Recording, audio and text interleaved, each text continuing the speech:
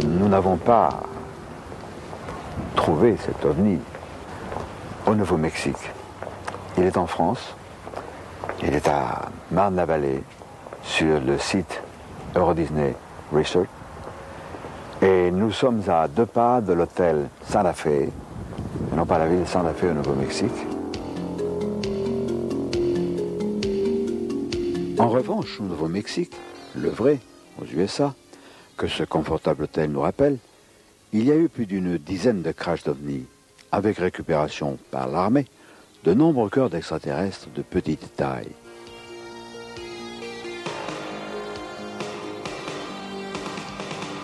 Et nous avons tenu à rendre hommage à l'éclectisme, à l'honnêteté intellectuelle des concepteurs de ce parc Euro Disney Resort, qui n'ont pas hésité, par souci de réalisme, à nous montrer cette chose-là étonnante, ce vaisseau qui s'est écrasé sur une terre étrangère, la nôtre, celle des terriens, et où des êtres sont morts, des êtres qui n'étaient pas des shirt grease, des petits gris, puisqu'ils avaient peur des soldats qui ont encerclé le site et qui ont emporté avec eux les témoins. Donc, c'était certainement des extraterrestres de petite taille, mais amicaux.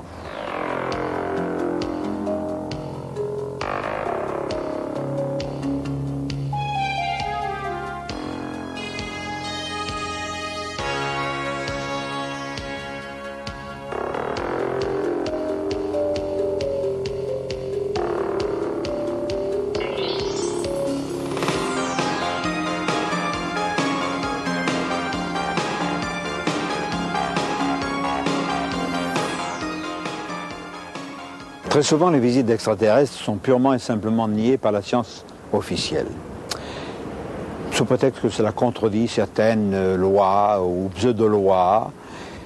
Mais il se trouve que nous allons nous rendre en Belgique pour y rencontrer un physicien nucléaire, Jacques Steyert, qui, tout scientifique qu'il est, sans admettre nécessairement la visite quotidienne de gens venus d'ailleurs, va, grâce à une photo, nous démontrer que cette photo d'OVNI, de soucoupe volante, est étrange, mais n'est pas contredite du tout par justement les lois de la science et de la physique.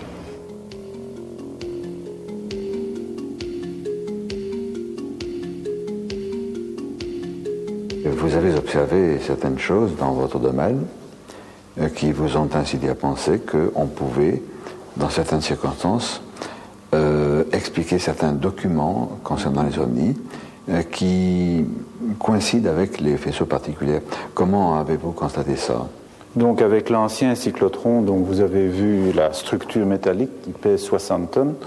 Nous avons observé en 1959, quand le faisceau sortait de cette machine, un jet de lumière d'à peu près une soixantaine de centimètres de longueur, légèrement bleuâtre, donc ce parcours-là dans l'atmosphère, et qui est assez intriguant parce que c'est un faisceau de lumière qui est coupé avec un bout légèrement arrondi. Alors, ici avec le nouveau cyclotron, quand on a fait sortir les faisceaux d'ions lourds, c'est-à-dire des faisceaux oxygène, entre autres, qui sortaient dans l'air, on avait un jet d'à peu près une vingtaine de centimètres et dont les 2 extrémités étaient arrondies. Pourquoi? Parce que vous avez un faisceau d'ions qui sort du cyclotron, qui subissent des chocs dans l'air et qui s'arrête. Mais comme c'est un faisceau chargé, vous avez donc une différence de potentiel qui fait que les électrons, eux, circulent tout autour et donnent cette espèce de gaine de plasma, ce qui fait qu'on a un jet lumineux avec les 2 bouts arrondis. Ces faisceaux, moi j'ai pas eu la chance, j'étais en Belgique au moment de la grande vague de 1990, mais j'étais à Flémal-la-Grande, au sud de Bruxelles, au sud de Liège. Et nous attendions avec Stanley Box, qui a eu la chance, qui est un habitant de Liège, de Flémal même. On attendait un gros engin triangulaire, comme le Messie, et nous avons vu un petit engin, mais tellement rapide, non triangulaire, mais qui correspond un peu à ce que vous disiez, Jacques Steyert, tout à l'heure, cette sorte de cylindre aux bouts arrondis qui développait une vitesse faramineuse. Et nous n'avons même pas pu actionner nos caméras. Voilà. Alors, en ce qui concerne toutes ces observations curieuses de personnes qui voient des jets de lumière qui s'allongent et puis qui se raccourcissent, ça peut s'expliquer facilement par l'énergie d'une particule qui varie. Si vous prenez un cyclotron à énergie variable et que vous tournez un bouton et que vous changez l'énergie, eh bien, quand l'énergie augmente, le parcours de ce rayon augmente. Quand vous diminuez l'énergie, le parcours diminue. Et donc, avec un cyclotron à énergie variable, on pourrait reproduire ces jets de lumière qui sont coupés à l'extrémité. Parce qu'en fait, ce n'est pas de la lumière n'est qu'un effet secondaire d'un phénomène d'ionisation dû à un jet de particules premiers. Il me semble avoir lu, il y a pas longtemps, 20-30 ans, sous la signature d'un hyper-rationaliste, que c'était pas possible que la lumière se propageait comme ça et puis qu'elle ne pouvait pas être cohérente. Alors aujourd'hui nous saurions, parce que ce que vous venez d'expliquer démontre à l'évidence que même si ce n'est pas de la lumière, mais cet effet d'ionisation pour nos yeux paraît simplement être de la lumière. C'est ça qui est étonnant. Alors c'est intéressant parce que des recherches qui n'ont rien à voir avec les domaines de l'ufologie, les problèmes touchant au cyclotron et les effets visibles nous amènent à penser, et je crois que c'est convaincant, que nous pouvons qualifier ces phénomènes lumineux de projections issues peut-être pas d'un cyclotron, mais de quelque chose qui produirait des effets analogues. Oui, parce que nous pouvons avoir des réactions nucléaires d'un type particulier qui produisent directement ces particules, mais le problème c'est d'avoir en quantité suffisante. Et donc il faut puiser l'énergie quelque part. Il faut extraire l'énergie, certains disent de matière, antimatière, mais je crois que la solution réside simplement dans l'azote de l'air que nous respirons. Nous n'utilisons que l'oxygène, mais l'azote qui est en l'air peut donner des réactions nucléaires assez intéressantes, moyennant les bons catalyseurs. Et on ne se rend pas compte de la quantité d'énergie qu'il y a dans l'atmosphère. Si je prends un simple litre d'air et que je le fusionne en silicium, eh bien, on a une centaine de gigawatts. Ça fait à peu près une puissance égale à une centaine de centrales nucléaires, simplement dans un litre d'air. Le tout, c'est d'avoir le bon catalyseur. Les extraterrestres nous visitent fréquemment, mais ce n'est pas toujours pour voir les grands de ce monde. Je pense évidemment à Eisenhower, qui les a rencontrés sur une base américaine, et c'est l'objet de l'illustration de notre vidéocassette. Ils sont également les visiteurs de personnes de tous les jours. Je pense à notre ami André Malby, qui est un naturopathe, et qui lui va nous parler de certaines rencontres. Alors André, tu as vécu une aventure assez extraordinaire en Espagne en 1976, à un contact. Parle-nous-en. Oui. Ça se passait à Ojen, qui est un petit village situé à 9 km au-dessus de Marbella, juste au-dessus d'une mine de pyrite exploitée jusque dans les années 30. La chose étonnante, c'est que, en dehors de tout ce que nous allons pouvoir raconter, il y a eu, pendant que j'étais là-bas, une apparition, je ne sais pas comment l'appeler, enfin un soir à 8h10, il y a eu un ovni qui est resté pendant 10 minutes au-dessus du village et qui ensuite a disparu en même temps que le soleil se couchait. Quand l'ovni est parti à une vitesse extrêmement grande, il est resté sur place, un nuage orange lumineux qui a continué à être lumineux même après que le jour soit tombé, donc lumineux orange sur le fond de la nuit. Et il a peut-être duré presque une demi-heure pour fondre, pour se diluer, grosso modo.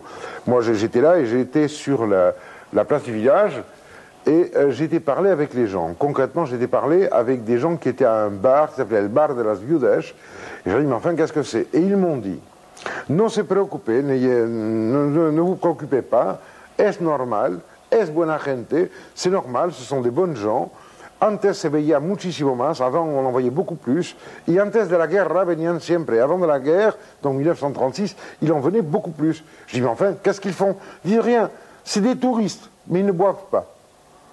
Je ne sais pas si tu te rends compte de l'implication. Il s'agit là d'hommes, il y en a quelques-uns qui vivent encore maintenant, qui avaient 75, 76, 78, 80 ans.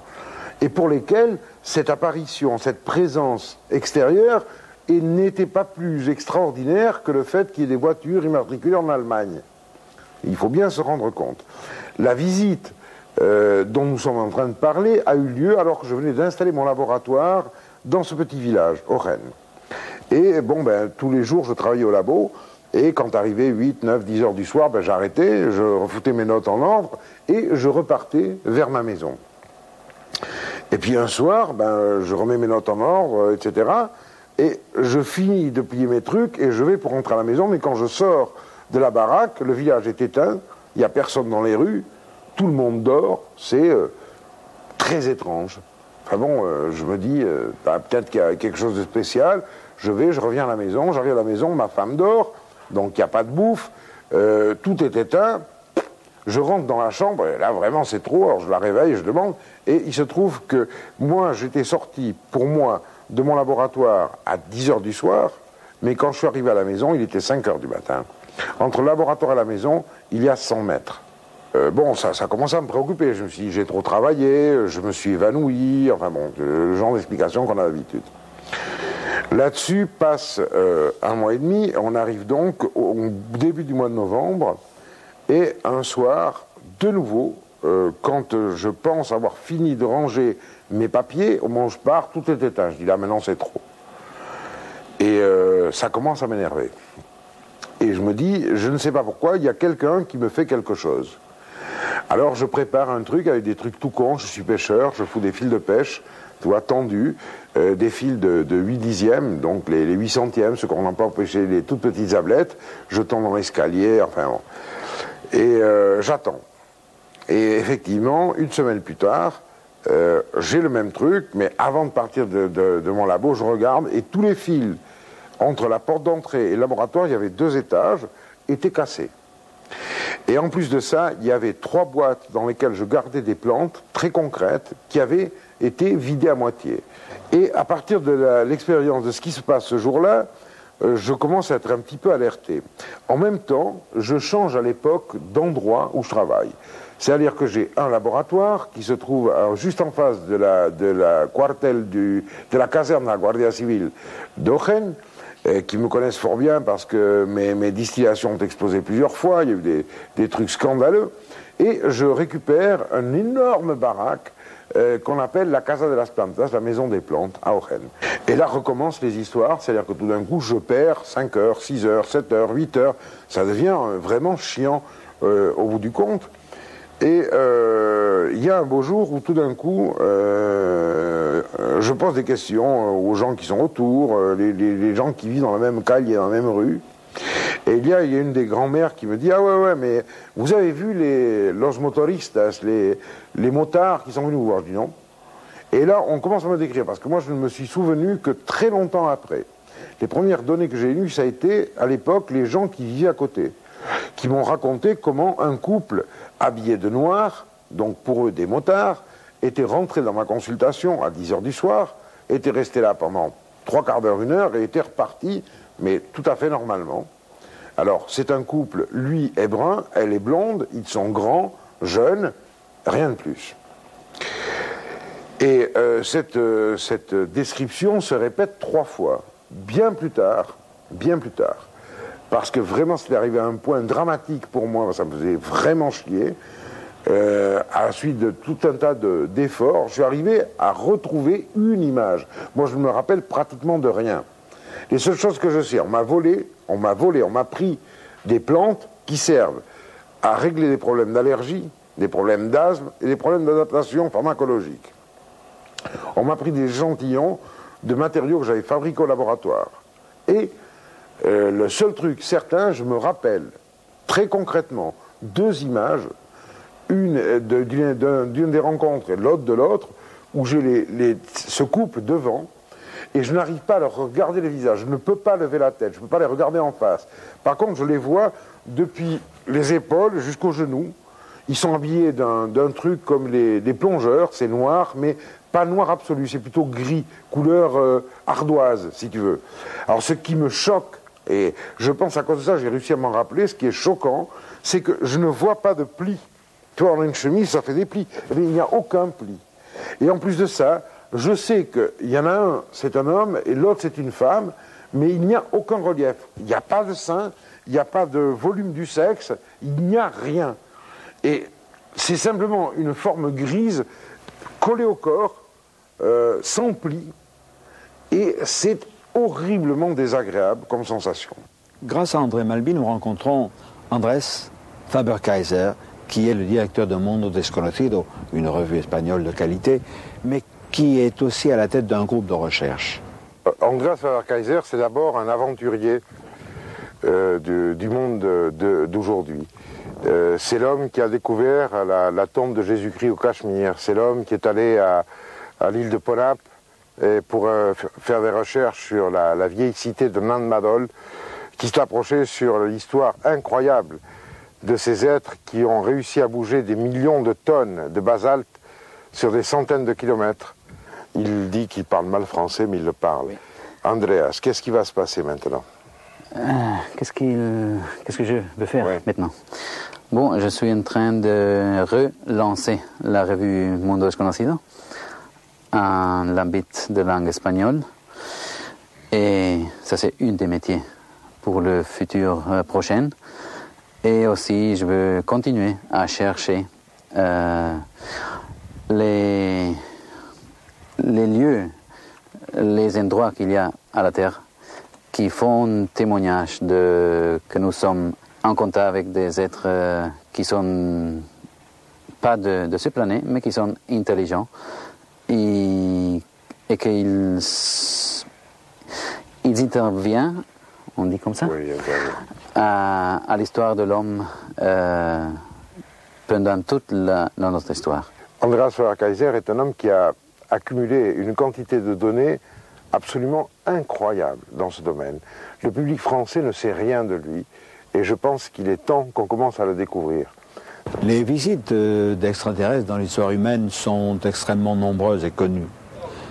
Les mythologies, par exemple, recèlent quantité de visites venues d'ailleurs, d'événements étranges. Toutes avaient, ou souvent, elles avaient un caractère didactique pour aider les terriens à progresser. À notre époque moderne, nous avons une histoire extrêmement curieuse. C'est l'affaire Humo, qui est associée à une avalanche de lettres hautement techniques reçues par un certain nombre de personnalités humaines. Et nous allons explorer cet univers étrange d'Humo ou de Humo et des Humites à travers l'un de ses plus grands spécialistes, Antonio Ribera, en Espagne.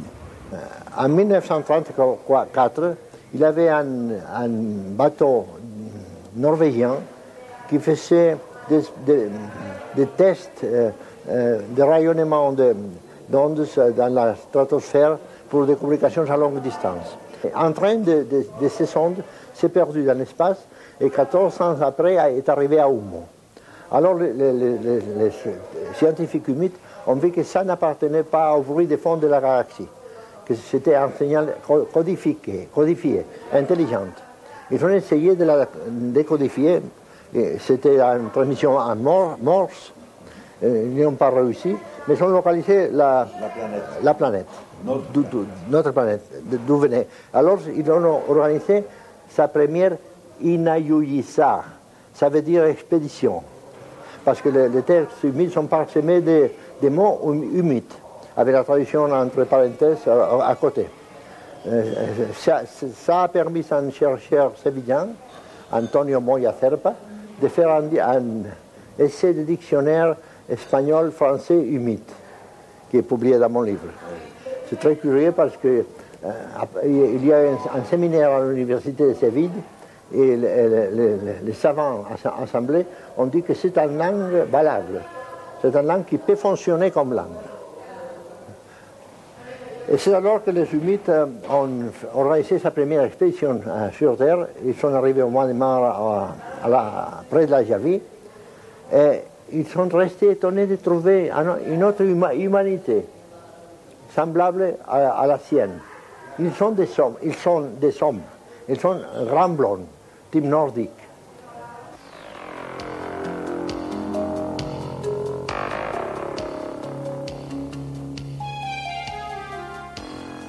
Les courriers zoumites émanent de villes et de pays différents. Leur contenu porte sur des considérations scientifiques de haut niveau et sont toujours signés d'un pictogramme particulier. Ces lettres sont parfois rédigées sur des machines à écrire bien terriennes, par des dactylographes également terriens. Antonio Ribera va nous conter l'étonnante aventure de l'un d'eux. C'était un jeune homme qui a mis une annonce dans un journal madrilène, ABC, où il disait qu'il faisait des copies à la machine.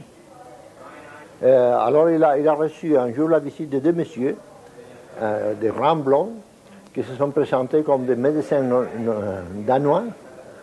Et on dit qu'ils ont lu son annonce et qu'ils voulaient lui dicter des textes scientifiques.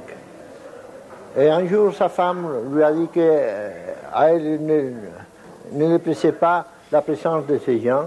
Elle soupçonnait quelque chose d'espionnage, par exemple. Il lui a dit que lui, il devait appeler la police. Les jours suivants, le médecin danois, entre guillemets, qui allait lui dicter le texte, lui a dit un texte sur science, ça c'est notre science, nous venons de la planète Humo, qui se trouve à 14 années-lumière. Alors le dactylographe est resté sidéré, et en voyant son étonnement, le mythe, parce qu'il était un mythe, lui a dit ne t'étonne pas, nous savons tout ce qui s'est passé chez toi. Alors il a sorti une petite boule de sa veste et l'a mise en l'air, elle est restée immobile dans l'air, et une petite écran s'était éclairé dans la boule, et le dactylographe a vu, étonné, tout ce qui s'était déroulé hier soir chez soi avec sa femme. Le médecin danois, toujours entre guillemets, tu vois, ça c'est une petite échantillon de notre technologie. Dans la première cassette Omnibus, l'invasion a commencé, nous avons présenté René Guarino sur le plateau d'Albion. René Guarino, tu es le président du CEOV, le Centre d'études Omni-France. Tu es l'un des premiers à avoir étudié le phénomène Humo dans son contexte français. Antonio Ribera nous a parlé de tout le contexte espagnol, mais il y a une genèse du phénomène Humo en France. Oui, effectivement. Disons que l'histoire commence, bien entendu, en Espagne, pour ce qui est connu jusqu'à l'heure d'aujourd'hui, mais la base de l'affaire Humo commence à la Javie, dans les Alpes de Haute-Provence. Le 28 mars 1950, donc, un atterrissage a eu lieu dans les environs de la Javie. On dit environ 8 km de la Javie, c'est entre le sommet du Couard et le Cucullon. Bien entendu, nos recherches se sont passées de ce côté-là.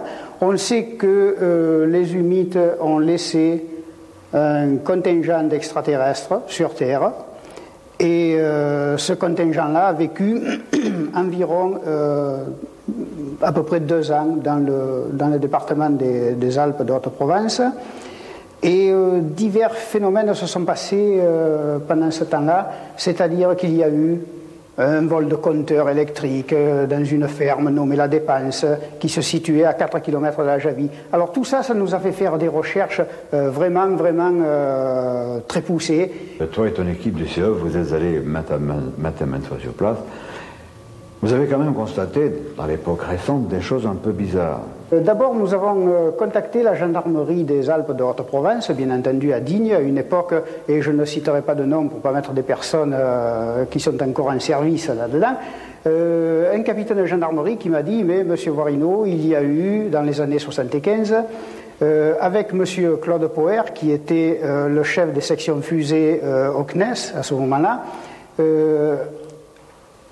une reconnaissance dans le Cheval Blanc, dans les montagnes du Cheval Blanc, pour rechercher la grotte que les extraterrestres, que les humides auraient laissée avec du matériel humide. » Et ce capitaine de gendarmerie m'a précisé qu'effectivement Claude Poher avait trouvé la grotte, plus le matériel qui s'y trouvait à l'intérieur encore à l'époque.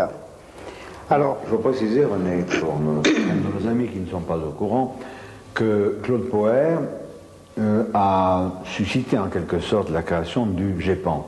Oui. C'est une cheville ouvrière qui a permis d'élaborer ce GEPAN, puis il l'a quitté. Alors il ne faut pas oublier que Claude Poher est le neveu d'Alain Poher du Sénat, et qu'Alain Poher du Sénat a quelque chose à voir avec le prieuré de Sion. Nous abordons d'ailleurs à travers certains personnages de Rennes-le-Château, nous abordons le domaine mystérieux du prieuré de Sion, et tu as raison de dire qu'il faudra y revenir plus tard, parce qu'il y a tellement de choses extraordinaires, nous serons obligés d'y revenir.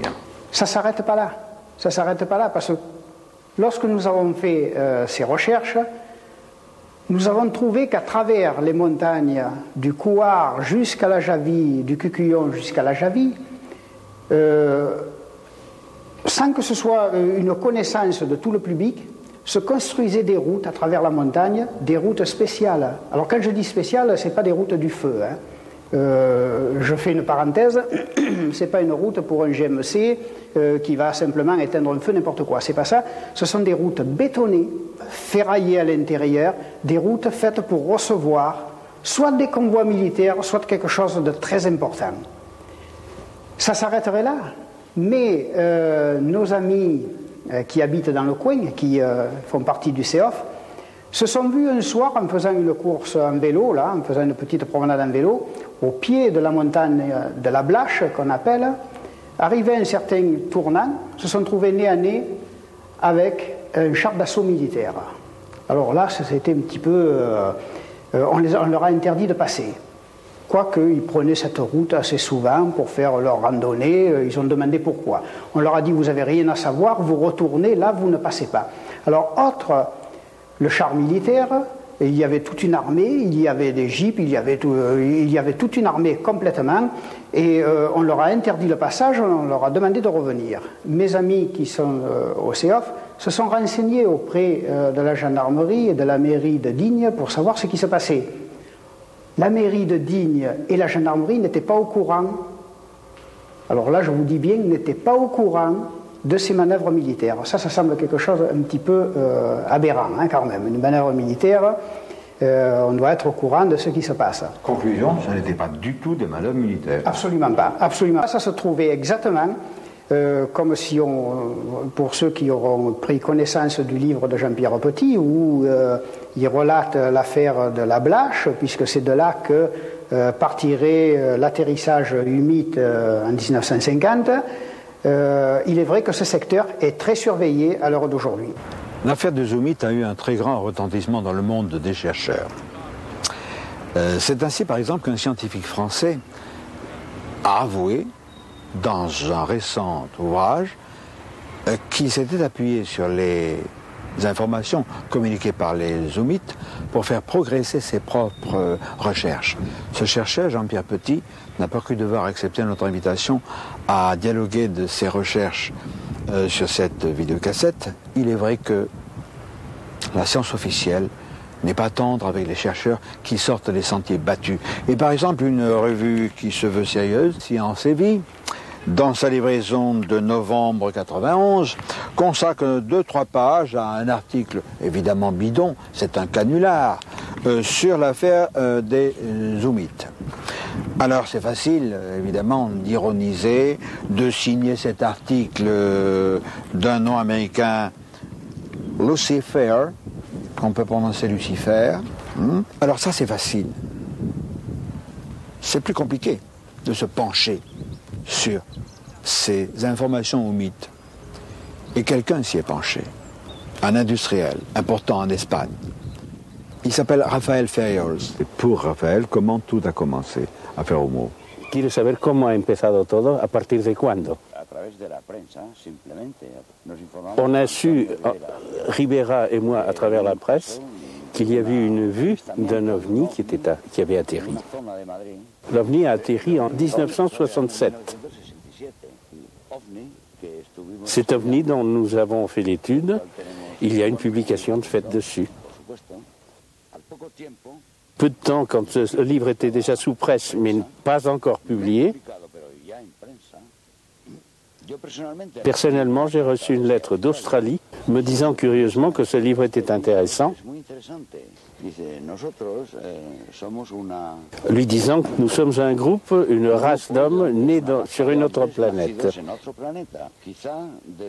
Nous sommes peut-être les derniers et les plus modernes de ceux qui vous ont visité. Parce que nous ne connaissons votre planète que depuis 1950. Et nous savons que vous êtes visité par d'autres extraterrestres que nous. Depuis bien avant.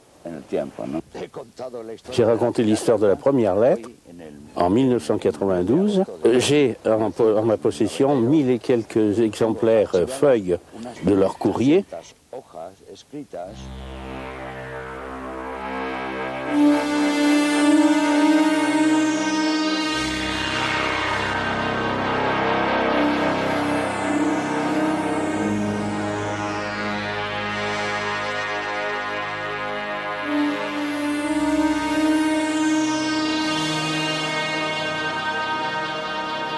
Les correspondances zoomites ne consistent pas seulement en des textes. Ce sont aussi des schémas dans lesquels ils décrivent leur planète, leur vaisseau, ou d'autres principes de leur science, toujours en avance sur la nôtre. Examinez ces dessins. Ils relèvent d'un savoir venu d'ailleurs.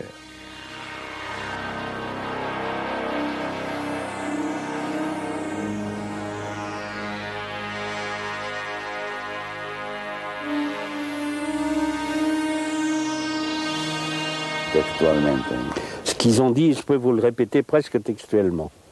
Dicen, ellos no han venido a este planeta a salvar el planeta, Ils ne sont pas venus sauver la planète ni modificar et modifier quoi que ce soit. nuestro estilo de evolución y civilización. Ce serait une destruction plutôt.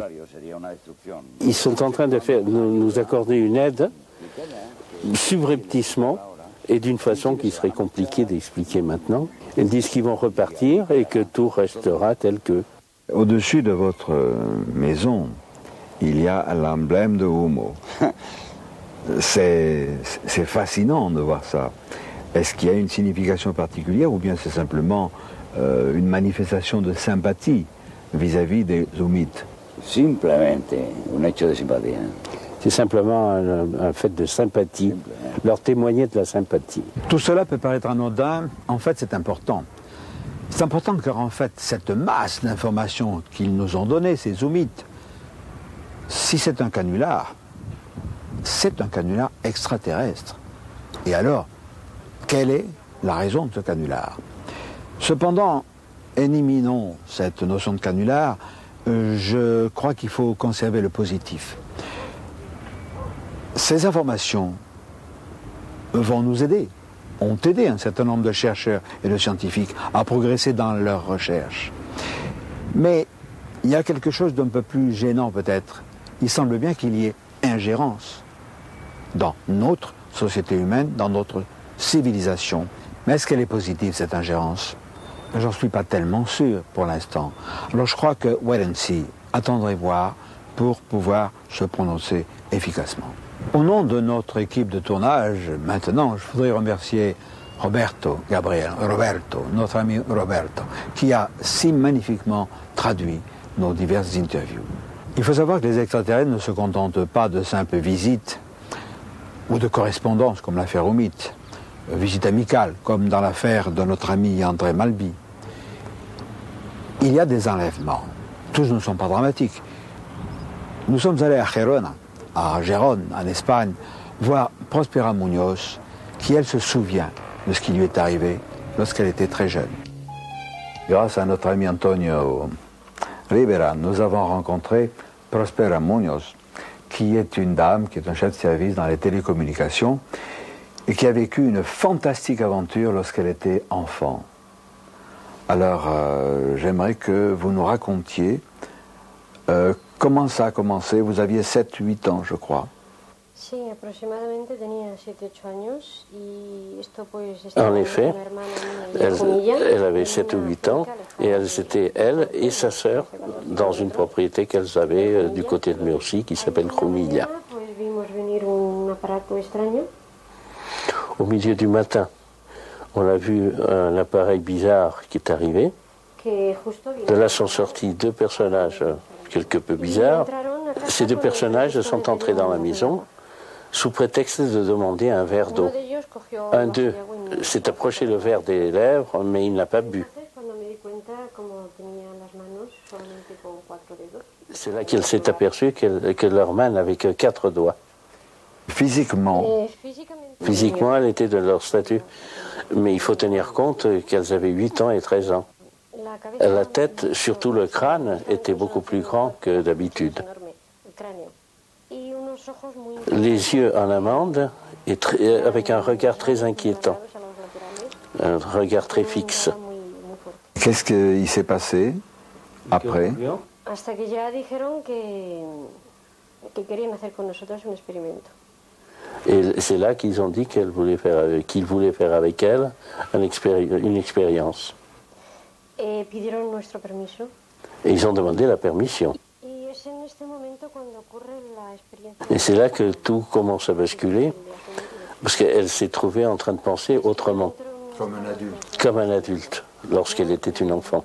Et comment ils t'ont amené à bord du vaisseau? Esto ocurrió un par de noches después. C'est arrivé 2 nuits après. Ah, 2 nuits après. Elle s'est réveillée, tout à coup, elle s'est retrouvée dans la rue en train de les attendre.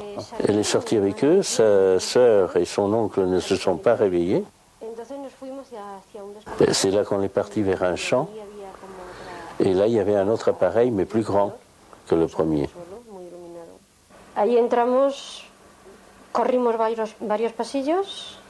Dedans, ils ont fait plusieurs couloirs.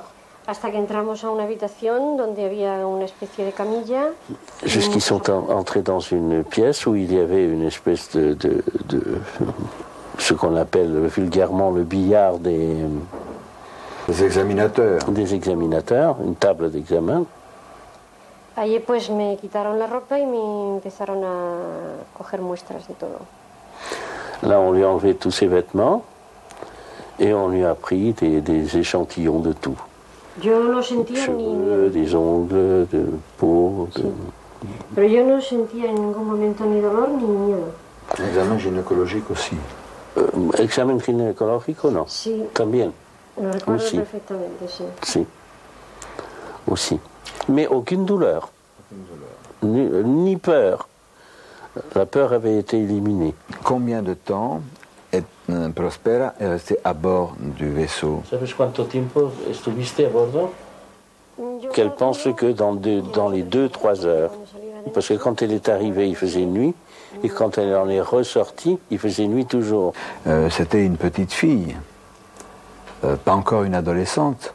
Et le fait de se trouver dans un milieu aussi étranger, ça ne l'a pas paniqué.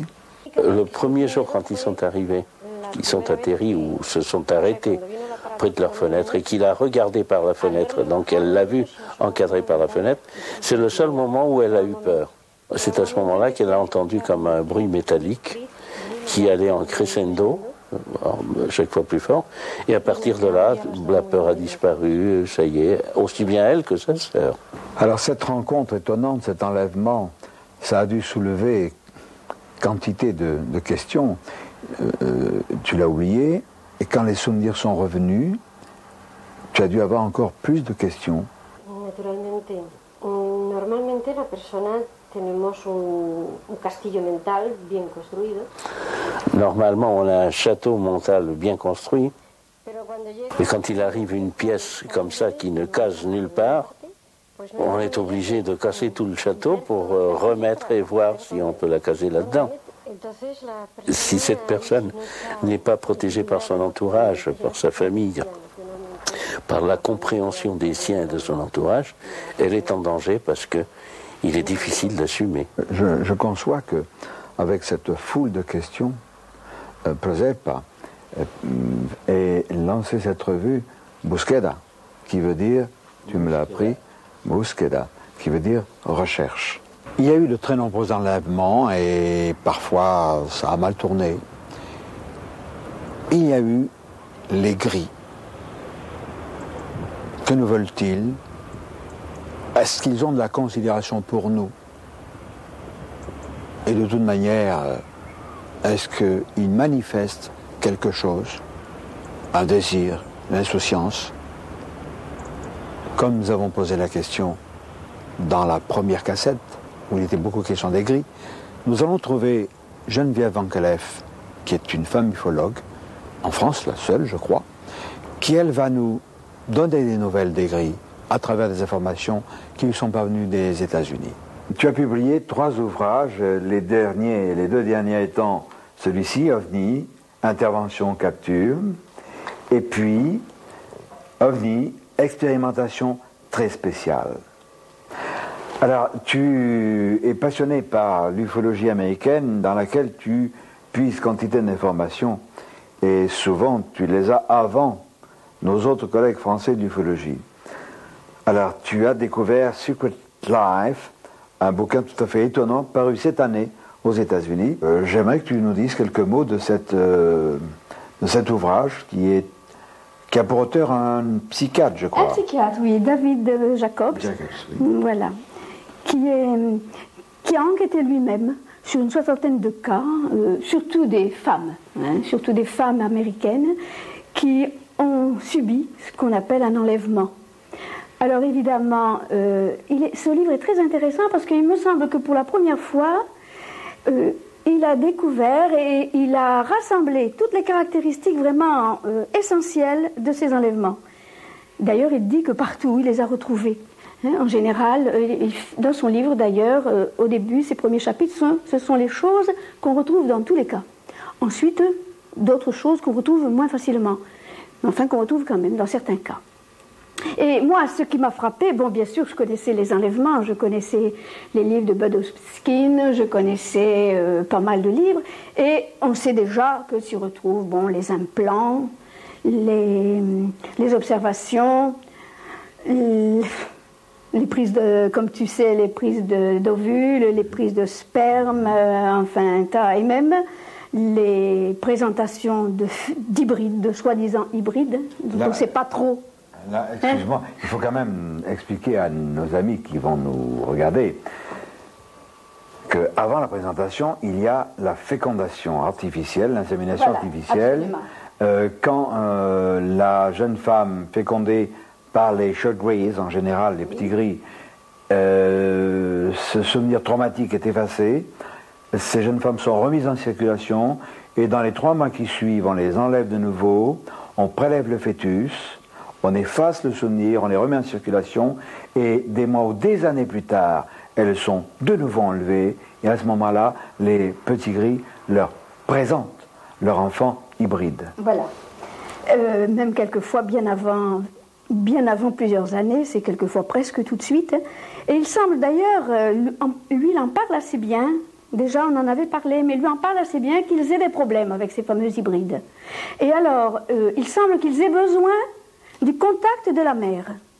Et c'est avéré que les petits gris mettent quelquefois d'office ces bébés, des tout petits bébés, quelquefois tout petits, dans les bras de ces femmes qui quelquefois le refusent, mais enfin les obligent à toucher les enfants. Et il s'est aperçu que ce n'était pas seulement, par exemple, les materner, mais c'était les toucher.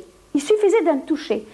Et ces femmes ont remarqué que lorsque les bébés avaient été touchés, il y avait un regain de vitalité chez eux.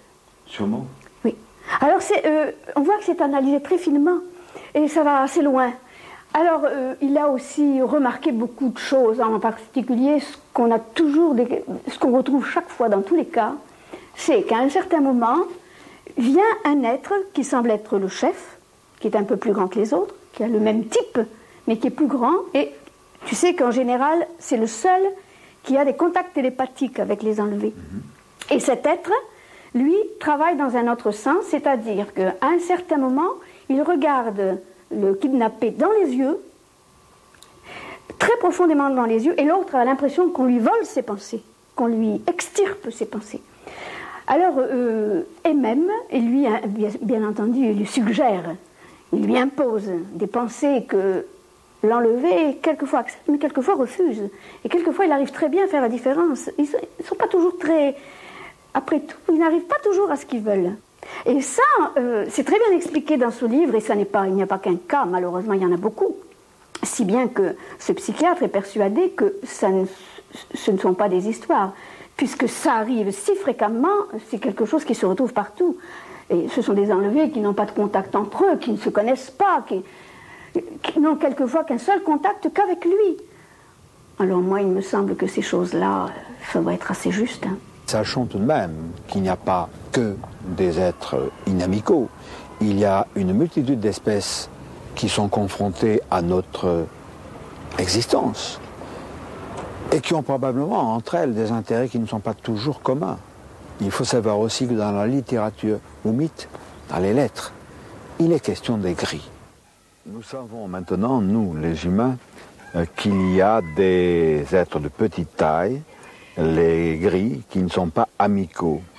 Est-ce que les oumites en ont parlé? Sí, sí. Oui. Sí, sí. Incluso con un matiz. Dicen, no son verdosos como ustedes dicen, son grises. Avec une nuance même, en disant qu'ils ne sont pas verts comme vous avez l'habitude de dire, mais gris. Oui. D'un ton grisâtre. Hein. Ce qui passe, c'est que quand ils parlent d'autres gens qui viennent d'autres planètes, ils en parlent très peu. Ils en parlent, mais succinctement.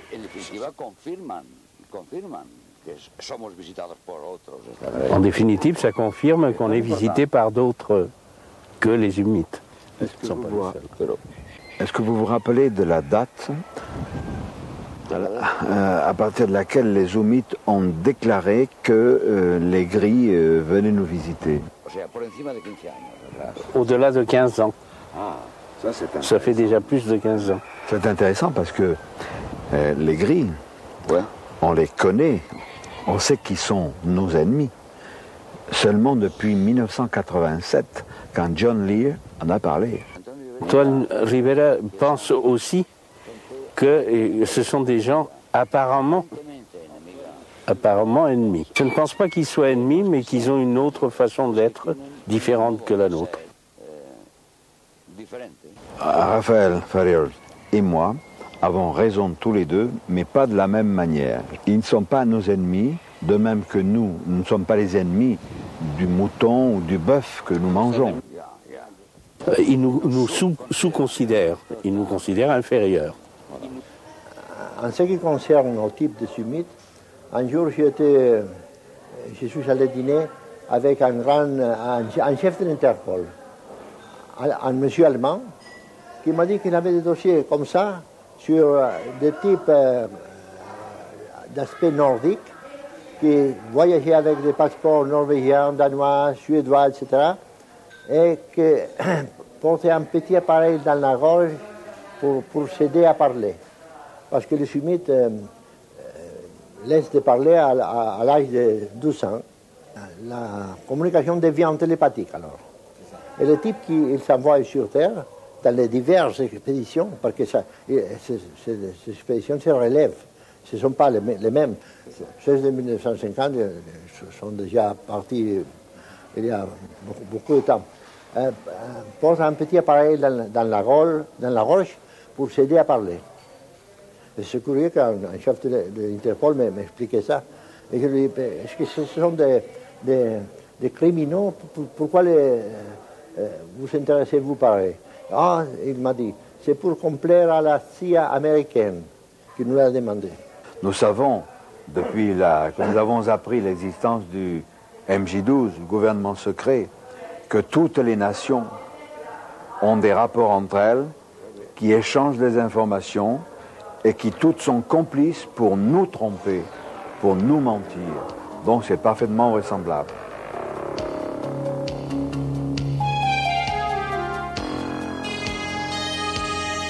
Bien sûr que la CIA est intéressée. Elle n'est pas seule, d'ailleurs, dans ce cas-là. Il y a la commission trilatérale, qui est une sorte de groupement économico-politique. Il y a le CFR, ou Council on Foreign Relations, Conseil des relations étrangères à New York, ou alors le groupe de Bilderberg, de sinistre mémoire, dont nous aurons l'occasion de reparler dans la prochaine cassette concernant les gouvernants secrets.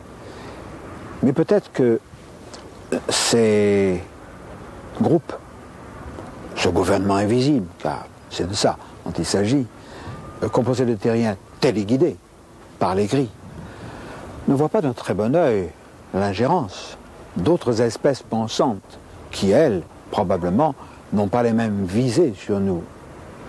Alors, tout ça nous pose une situation un peu compliquée. Parmi ces visiteurs se cachent de véritables maîtres, maîtres entre guillemets, des maîtres extraterrestres dont nous sommes les sujets. Et ça, c'est bigrement inquiétant. Nous allons, dans la seconde cassette consacrée au gouvernement secret, vous faire un certain nombre de révélations que vous ne pouvez pas soupçonner, qui vous diront à quel point notre situation est à tout le moins inquiétante. Alors pourquoi tout cela? Eh bien je crois que c'est pour vous, c'est pour nous, et c'est parce que cela intéresse toute notre civilisation.